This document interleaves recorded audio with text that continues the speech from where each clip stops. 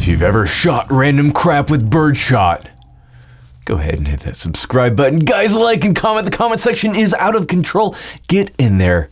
Find out why it is the most important part of this channel. Ladies and gentlemen, this particular video is brought to you by Simply Safe. Simply Safe, we'll talk more about them later, but a big thank you to them. Of course, the biggest supporter of the channel is Big Daddy Unlimited. Big Daddy Unlimited is like the Costco of the gun world, 99 cents for the first month. After that price goes up, is it worth it? Well, we have a couple other sponsors of this channel. We have Nutrient Survival. They make survival food for survival situations. Definitely go check them out. And of course, Global Ordnance, importer of weapons and ammunition.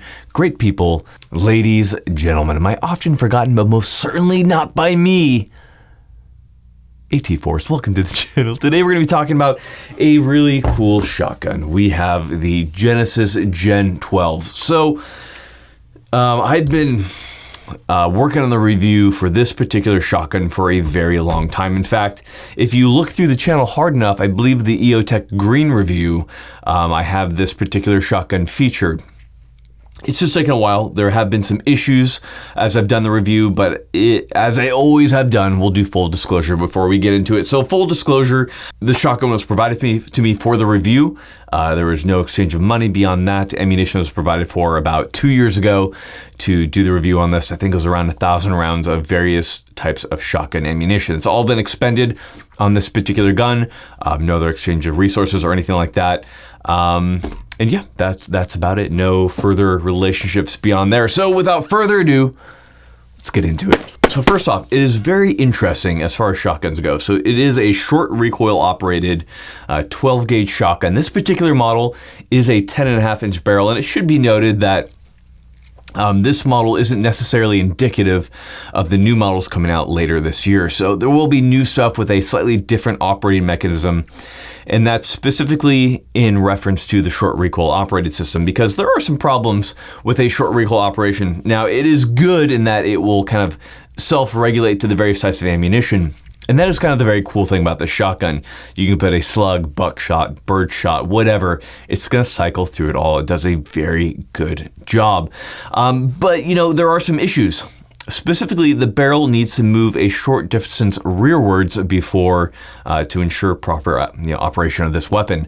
So if you want to use this thing for door breaching and you're one of those military breachers and you just shove your shotguns in there and just jam them right in, it's not going to work out so much on this particular model. Now, they are coming out with a model that will use a different operating system where you can do that.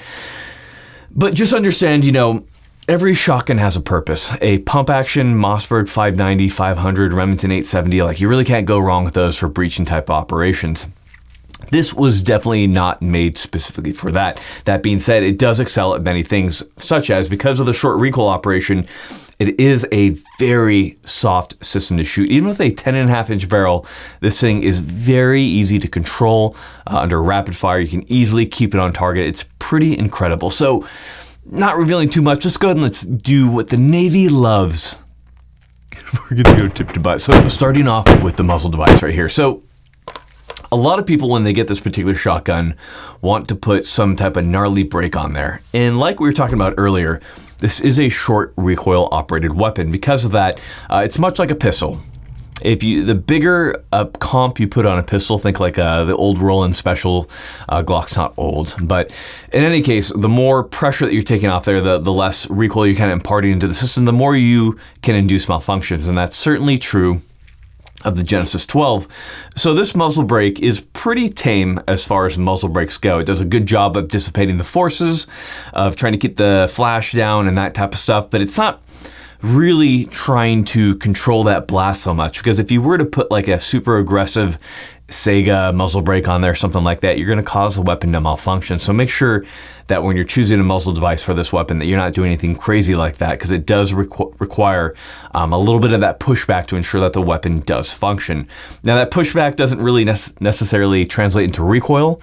Just for my guys out there who are wondering, it's just how the weapon operates. So it's not going to, cause more recoil, because like I said, this weapon has a very low, very soft recoil impulse. Now, these are Sega threads, so if you want to put on a Sega type choke, that is certainly an option for you because the barrel itself it just kind of has a forcing cone in it, so you don't have a specific choke in there. So depending on what you're doing or what type of job you're performing and that type of thing with a shotgun, you might want to have that option. And I think having the Sega chokes makes a lot of sense. Now, that being said, you are running into some issues with a 10.5-inch barrel, specifically when it comes to distance with your rifled slugs. So in the time that I've had on this weapon, I fired probably close to, let's say, about 500 rounds of rifled slugs through this particular weapon, all full power.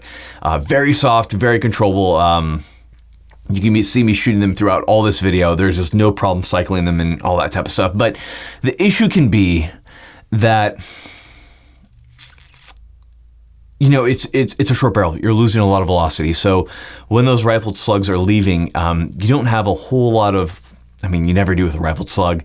You're losing a lot of distance. I found that beyond about 50 or so yards, it's very difficult for me to make a shot with this particular barrel. Now, that being said, owners and other people have shown that they've been able to make 100, 120 yard shots with the longer barrels, like the 18-inch variants, and with the 10.5-inch variants. So it might be that the rifled slugs I was using that were provided to me just weren't working very well. But in any case, my particular experience is around 50 yards for a rifled slug. And beyond that, you're kind of pushing the effective envelope of this weapon. And that being said, if you're choosing a shotgun, you should be well aware of the fact that you're a little bit more limited in distance as far as how far you can shoot versus something like a rifle or a pistol or something like that. You know, that being said, you know, if you're choosing a shotgun as your main weapon, you have to understand that there are limitations when it comes down to that, because you're not going to be able to make, you know, 500 yard shots or anything crazy like that. Obviously, even with a rifle slug and a good long barrel, you're still getting maybe about 120 yards. So understand that a shotgun has a purpose, has a place. It certainly isn't everything, but if you're looking for a shotgun that certainly performs most of those duties fairly well. So that brings us into the handguard. So the handguard is well made, great machining, very durable. Haven't had any problems with it, and I've really treated the shotgun like shit. The problem really comes into play. So the top Picatinny rail is perfect, right? If you want to mount any type of devices or anything like that to it, absolutely no problem. The problem comes down to the M-lock. So the M-lock is in spec. The M-lock is in fact very thick with 3 C's. It does everything that you could want it to do when it comes to LARPing, except the problem is that this is a violent shotgun. So, you know, no matter how hard I've Loctited stuff in or how hard I've torqued stuff in, I haven't had a single damn light be able to hold on to this M-lock over extended periods of firing. 100 rounds is about where I tend to lose it with rifled slugs, depending on buckshot, maybe a little bit less. But M-lock just really doesn't do that great with a weapon like this shotgun. Now, that being said, so what I typically do is I take like a Surefire X300, which is a Picatinny mounted model, and I mount that right on the top. Or any type of Surefire that mounts onto the rail up there on the Picatinny is going to be a better option, because the M-lock, they're just coming out. It's just too much force when the shotgun is firing for them to really hold in place. And you know, that sounds horrible. That sounds like this is a terrible weapon to fire, but I was surprised because it is a fairly gentle recoil impulse. It's just, however this thing particularly recoils, just the M-lock just doesn't like it at all. They are not friends, and because of that, the M-lock is fucking outy. And, you know, when we talk about the optics, again, the first model that I ever used of these, we had a ScalarWorks sight on there, and the recoil was so intense that the peep sight kept flipping up and down. It was not good. If you're gonna have an optic on here, make sure that it is a sturdy optic. In this case, we have the Aimpoint Comp M5S, which is a horrifically tough optic, and that is definitely what I'd recommend, or an EOTech or something like that. I don't know that I would choose a weaker optic on this particular weapon. There's a lot of recoil, and if you know anything about scars, you know that those eat optics. I think this weapon might be a little bit similar in some ways, so definitely have a strong optic on there.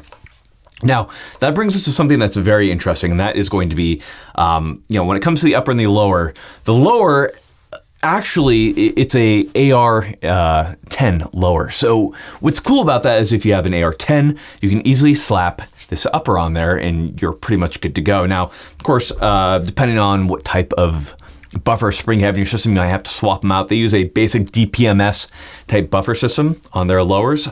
But the only thing that you do need to kind of enhance on your lower will be the magazine catch. It requires a slightly stronger spring than what is typically used in a AR-10 lower. And beyond that, you have to make sure that you have a full power spring on your trigger.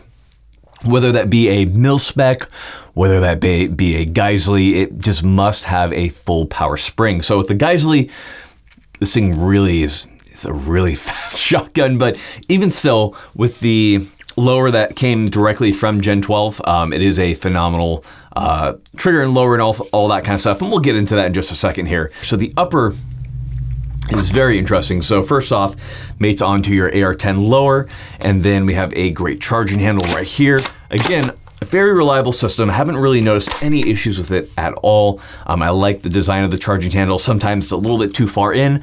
This one is at the perfect point to actuate and to move and to make it work. The upper has been very reliable. There have been a couple issues that we've ran into. We'll talk about those in a second. Now, going back down to the lower, you pretty much have everything that you know and love an AR-10 lower, which means wonderful controls. Magazine release is simple. We have a bolt catch right here on the left side. That means when you do your shotgun loading and you load in your magazine, you can simply drop that bolt right away and you're back up in the fight. So it's a very quick magazine change, especially compared to like a tube-fed shotgun or something like that. Now, magazine-fed shotguns do have their own problems, which we'll talk about right now. So magazine design when it comes to shotguns has always been a bit of a problem. Now, with the Gen 12, there are two types of magazines that we have right now. We have a 5-rounder and we have our 10-rounder. In my opinion, in my experience as well, I found that the 10-rounders are exceptionally reliable and badass. And they look freaking awesome. So when you are walking around with this thing, it's just absolutely ridiculous. Now, the 5-rounders, also cool, a much more compact package. However, I found that the 5-rounders are not nearly as reliable for me for whatever reason. And talking to the guys over at Genesis Arms, what they've told me is that from the 5-rounder to the 10-rounder, the 10-rounder was from the ground up designed as a 10-rounder, and it just ended up working a lot better for them. So they are in the process of redesigning the 5-rounder, but if you're gonna get a Gen 12 for right now, I would definitely recommend sticking to the 10-rounders because more ammunition is always cool. Moving on to the trigger, it's important to note that if you're going to have a trigger in there, that you do need to have anti-walk pins. Again, there is a lot of force, a lot of everything happening on this particular weapon, and you do need the anti-walk pins on there so you can see that they're installed right here on this particular weapon. Now, what we of course have to do is we have to ghost that trigger. So for the first time, we're gonna ghost, actually, not the first time, we've ghosted shotgun triggers together before. But without further ado, let's feel that trigger right there. So we're on fire right here. Oh shit. That is a light trigger. So we have no take up at all. God, maybe a 3-pound let off. Holy shit. Okay, let's feel that reset. Nice. Not as nice, but that trigger pull, God. That is a nice trigger pull. This is a fast shotgun, guys. With the exceptional trigger, the really good recoil control, it is a very fast gun. Now, the pistol grip is a Hogue overmolded, works fine, feels good in the hand. I have no problems with it. It's a little bit steeper on the angle, but honestly, there's no reason to bitch about it. It just feels pretty good. All right, we also have our safety right here. Again, just your standard AR-15 safety, all the wonderful things that go along with that. And speaking of safety, let's talk about Simply Safe. Simply Safe is sponsoring this particular video, guys. A short shout out from them.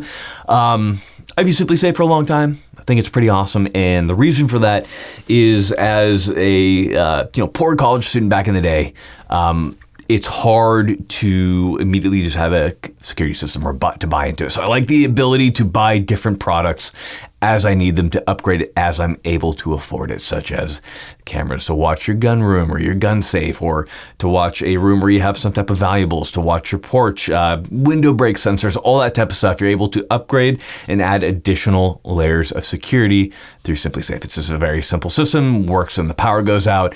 Again, I do like it, guys, but the biggest thing is to check it out and to see if it works for you.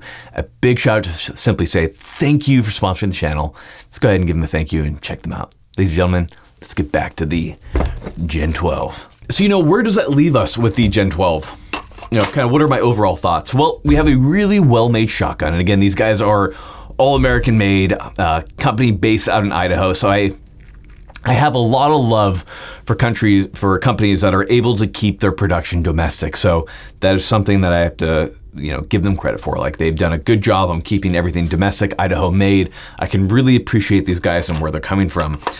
There are definitely still some problems, right? So the 5-rounders aren't perfect. The gun is overall kind of violent.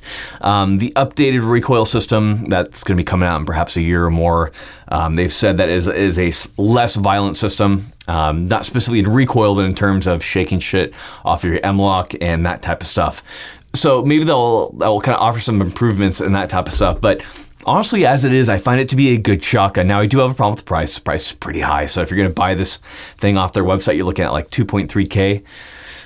It's a little high for me. I understand why they're making everything in-house. They're a smaller company and that type of thing. I tend to want to support companies like that and say good on them. Thank you for fighting the man. But this is a good shotgun. I do like it. Again, it's going to be more of it's going to fit a smaller role for most people, simply because most people aren't, sticking to shotgun only. And people who are using a shotgun are typically using them for specific purposes. Now, that being said, if this falls within the realm of what you need, then as far as shotguns go, this is pretty badass. And there are certainly no qualms in my mind about buying something like this. Again, kind of running through it, it's just a remarkably soft shooting, a reliable and an accurate weapon. If you get the chance to check them out, to shoot them, I'd highly recommend it. But the thing is it's not going to matter without training. If you don't train on this gun, nothing's going to matter. You're still going to suck. So make sure that you get training out there. The best places to get training are, of course, Haley Strategic. You have Cogworks, Bear Solutions. Go ahead and check those guys out. That stuff is all very important. Ladies and gentlemen, thank you so much for watching. I appreciate you guys so much. I've got nothing else for you. Final thing for you guys. Understand where people are coming from. Everybody has a different life experience from you.